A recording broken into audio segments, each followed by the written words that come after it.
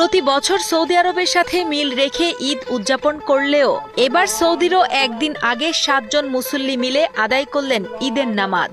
19 March সকাল 10টায় চাঁদপুরের হাজীগঞ্জের সাদরায় অনুষ্ঠিত হয় এই ঈদের জামাত। উল্লেখ্য, আগামীকাল 20 মার্চ সৌদি আরবের সাথে মিল রেখে মরহুম ইসাক চৌধুরীর 2 ছেলের অনুসারী সহ জেলার প্রায় 40টি গ্রামে ঈদুল ফিতর উদযাপিত হবে।